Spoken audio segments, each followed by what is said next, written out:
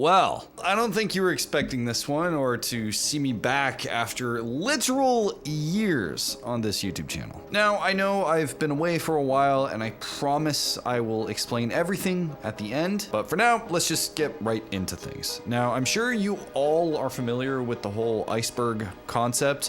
It's been around forever now and a million different people have made videos on it. And I know I'm a bit late to the trend, but I really wanted to try this out. So I wanted to make my own, and along with some others, I decided to make a Dreampunk Iceberg. Now, this was made a few years ago now, but basically, along with some updates to today, I wanted to make this into a video form. Now, to preface this whole thing, this video doesn't have absolutely everything. There have been others who have touched in different parts of Dreampunk and made their own icebergs to further solidify the lore of this genre, but for me, I just wanted an overview of absolutely everything. Generally, this is supposed to be a nice, comprehensive view of the entire genre that is Dreampunk, both the visual art, the aesthetic, and the music of the genre. And if you don't know what Dreampunk is, well, you're in luck. I made a YouTube video on this a few years ago, but if you stick around for this one,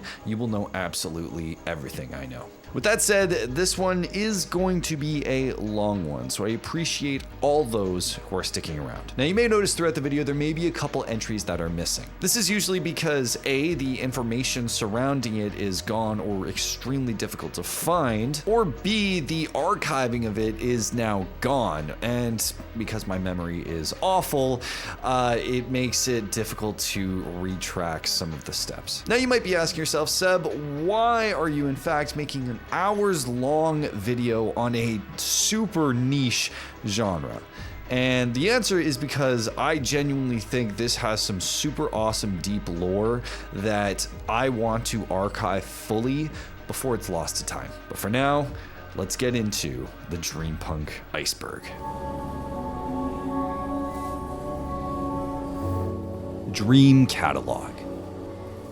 Kicking off the iceberg, we have Dream Catalogue, which is a music label that was founded in 2014. Its original aims was meant to be a more diverse outlook on vaporwave before fully transitioning into the proto-Dreampunk style we've come to know. To this day, it has had one of the craziest stories you'll find in music, but overall, Dream Catalogue's influence is inevitable and share a huge part of Dreampunk's history. Some of its most notable releases over the years include much of Hong Kong Express's discography, 2814, and Telepath.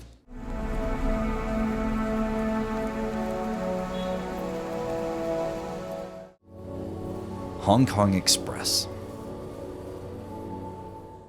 Hong Kong Express is an alias of HKE, I'll explain this later, and was an extremely popular vaporwave/Dreampunk artist in the early days of Dream Catalogue's history. Credited as being a part of the proto-Dreampunk movement, their set of albums in 2014 and 2015 solidified the early themes and motifs that would become the foundations of Dreampunk later.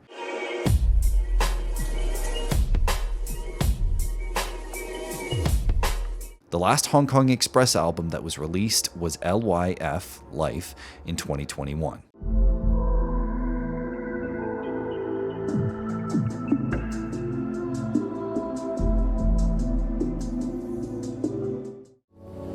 Telepath. Telepath is the mysterious producer that staked his claim as one of the most prolific producers ever to come up from online music, producing everything from slushwave, vaporwave, dreampunk, and almost everything in between. Telepath has had legions of admirers and imitators, yet despite their efforts, we still know very little about him, and no other artist has been able to capture the feelings he was able to create, and I personally think that's the way it should be. Who doesn't love a little mystery?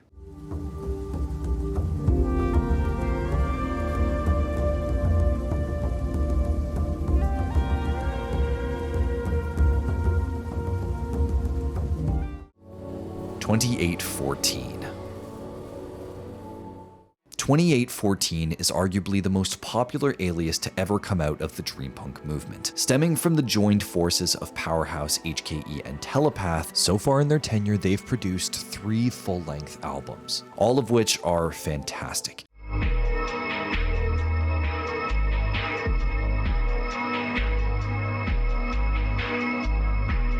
Seriously, all of these albums are still fantastic reads even today. And if you're a fan of Dreampunk or want to get into it, you can start here. Birth of a New Day. Birth of a New Day is the second album released by the 2814 team. Easily the most popular album to come out of the outfit, it has taken place in modern online music that has only been joined by the likes of Floral Shop and Home. Each stand as a pillar of their respective scenes. For us, 2814 still holds the height of the genre and casts a shadow that we consistently want to move away from but take inspiration from.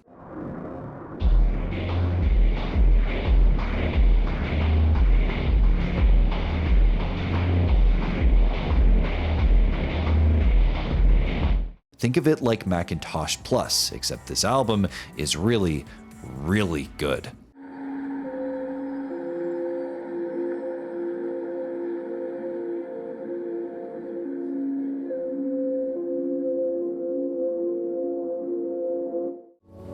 HKE. HKE is a different outfit that usually serves as the main alias of the founder of Dream Catalogue. He is a character that has made some of the most influential decisions in the development of Dreampunk as we see it today.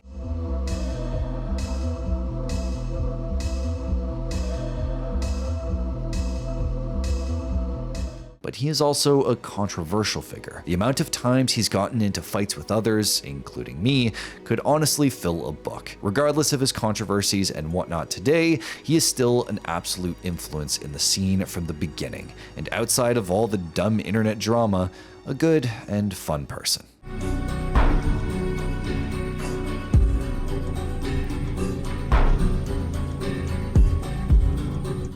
Fantano review of 2814.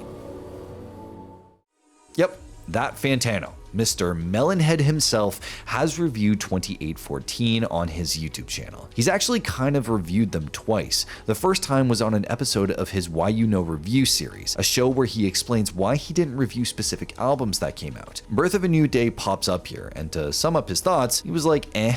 This record makes me feel really glad that 2814 is a part of this, I guess, widening of vaporwave. It's embracing other genres more wholeheartedly, and that we're hearing vaporwave that is pulling from pop music, and in this specific case, pulling from ambient music. However, I didn't really think this record was all that evocative. It didn't really create this sense of place that the cover art and that the description sort of implies that it does. Though it was a very smooth and somewhat pretty synth heavy ambient music record.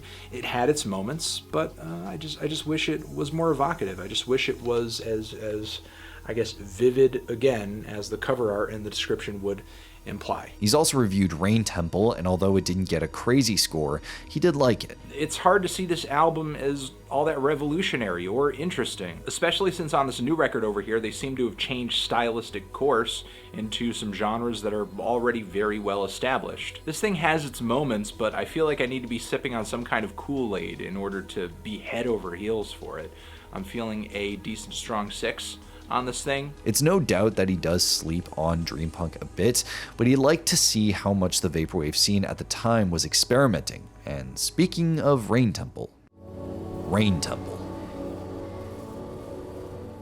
This was the third album that came from 2814 and was also immensely successful, both from its own sound and the massive cult following the two artists had amassed since the release of Birth of a New Day.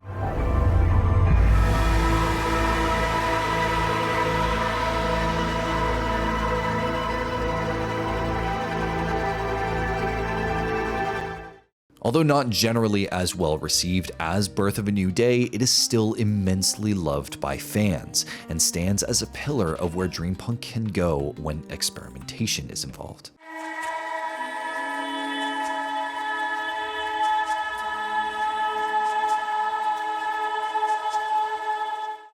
Best of DC 2814 to 15.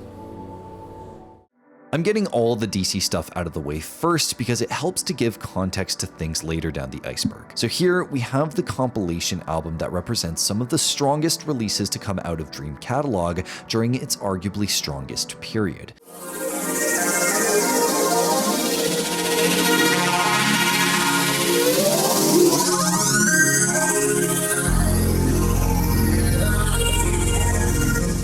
was able to showcase a load of different artists that we'll get into later. It put a spotlight on the experimentation and passion taking place in the early days of Dreampunk and the DC label, and still stands as a good example of Dreampunk at that time.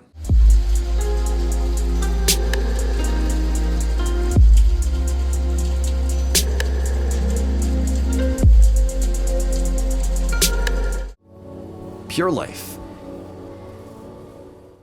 Alright, getting into some of the modern stuff, Pure Life is a Dreampunk label that was created in 2018. With the likes of Pantaray at the helm, it has been able to grow immensely to become a powerhouse in the modern Dreampunk scene, with festivals, vinyl, and loads of top-tier talent releasing on the label.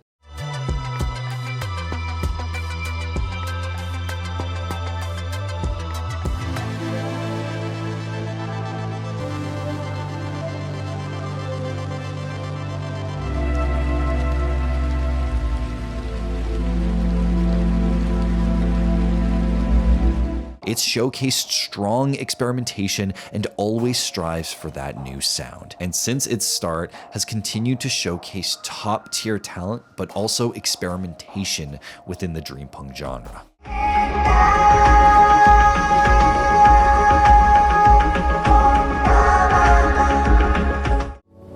Villain. Villain is a predominantly Dreampunk label that came crashing in late 2018, immediately making their presence known with strong visual and vinyl packages that stood out on its own as visually distinct and really cool looking. Taking in artists from across Dreampunk and beyond, they've been able to carve a place for themselves near the top of the modern Dreampunk landscape.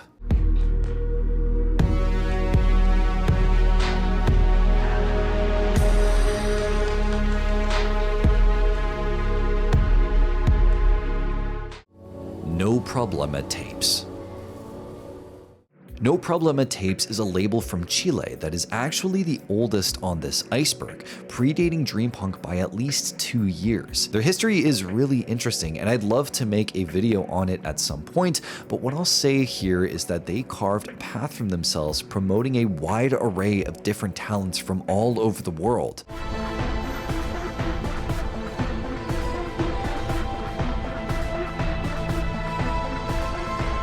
From Vaporwave to Slush to Dreampunk, No Problema Tapes has been doing this for a while and has continuously found ways to innovate and come back with even better and stronger packages. Especially now with the rise of South America in modern Dreampunk, they've become the spearhead of that charge.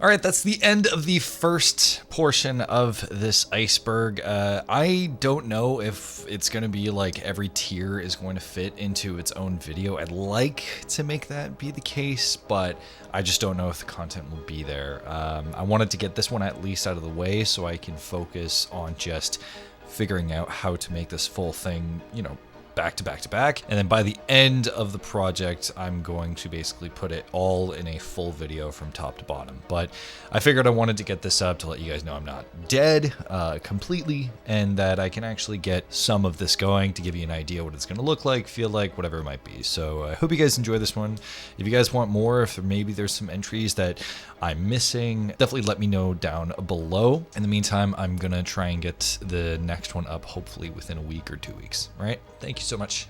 Bye.